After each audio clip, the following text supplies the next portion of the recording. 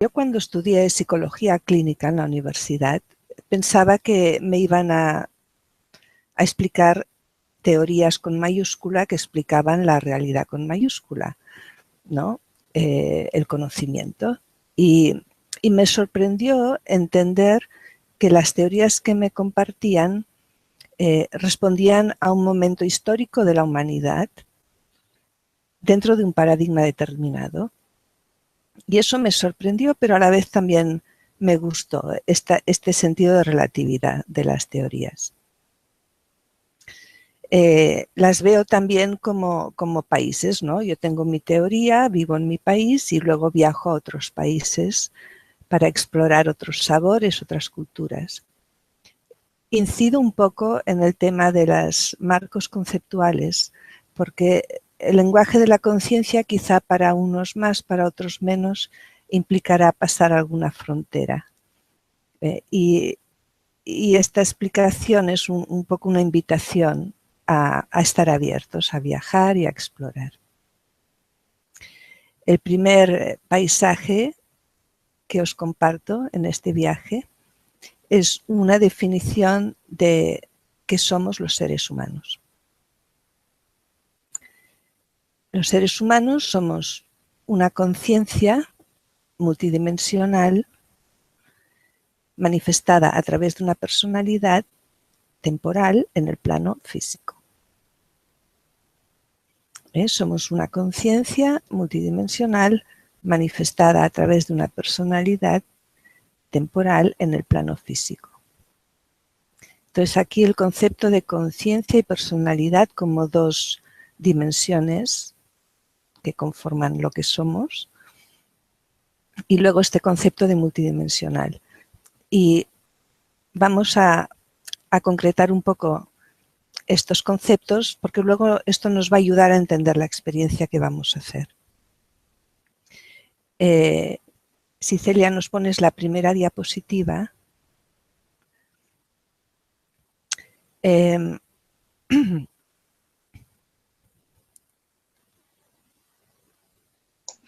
la tienes, María. Perdón, sí que no la veía, está aquí en pequeño, vale. Mirar, somos este ser, que sería esta figura del centro con el corazón, vinculado a todas las cualidades del corazón. Y esto es algo universal en todos los seres. Y luego tenemos este círculo externo, que sería esta personalidad externa o falsa.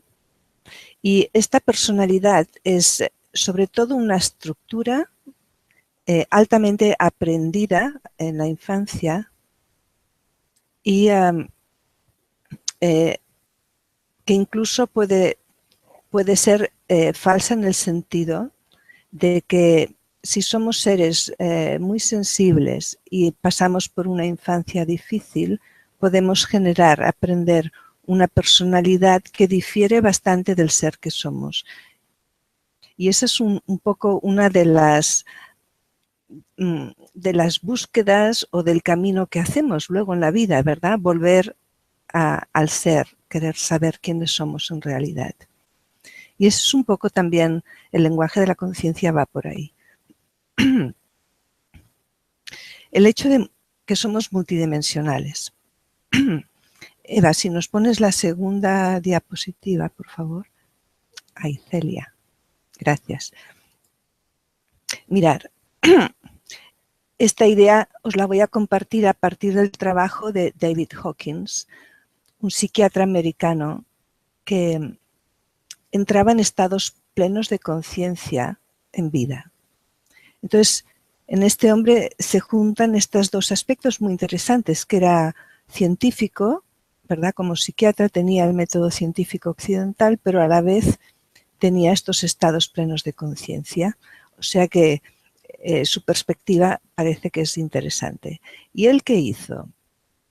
Desde el paradigma cuántico y la idea de que todo es energía y que la energía se mueve en se ordena en distintas vibraciones, él calibró la frecuencia vibratoria de las emociones.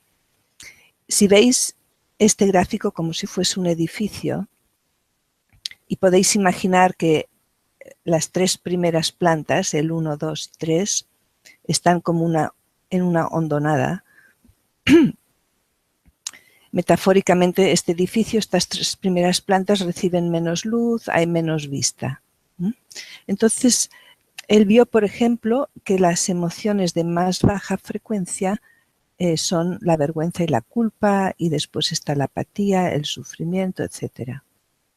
Entonces, una aportación interesante de David Hawkins es que él decía que experimentamos la realidad en esta frecuencia, por ejemplo, de vergüenza. Es la frecuencia en la que está la vergüenza la que nos obliga a percibir la realidad de esa manera. Es decir, cuando nos movemos en estas emociones de este 1, 2 y 3 plantas, digamos, por similitud, estas frecuencias están en una banda de frecuencias que podríamos llamar tercera dimensión.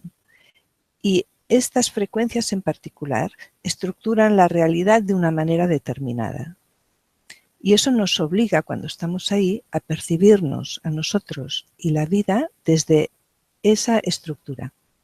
Por ejemplo, lo que llamamos la tercera dimensión, esta banda de frecuencias más baja, la realidad está estructurada de una manera muy rígida. Hay muy poco espacio de libertad interior. Los pensamientos, las creencias tienen valor de realidad. Por ejemplo, si os imagináis una persona con depresión, podéis intuir que se encuentra en un espacio interno con muy poca libertad y en una estructura interna muy rígida. Esta banda también es la banda de la dualidad. Si os imagináis la iluminación, el piso 12, digamos, como un punto, cuando se habla de iluminación se habla de este estado de unidad, ¿verdad? Y nos imaginamos que a medida que la frecuencia va bajando, este punto de unidad se va abriendo en esta dualidad. Y la vergüenza, la culpa sería la experiencia máxima de dualidad, donde experimentamos esta separación con la vida, con nosotros mismos incluso. A partir del coraje y del no juicio entramos en otra banda, que podría ser la cuarta, quinta dimensión. Aquí la realidad se estructura de una manera mucho más flexible. Los pensamientos cobran más valor de datos, de información.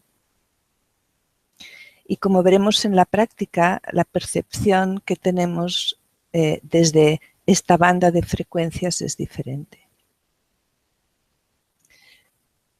También os pongo aquí que esta primera banda, la de abajo, correspondería a la banda en la que se mueve la personalidad o el ego, y la banda de arriba, el ser.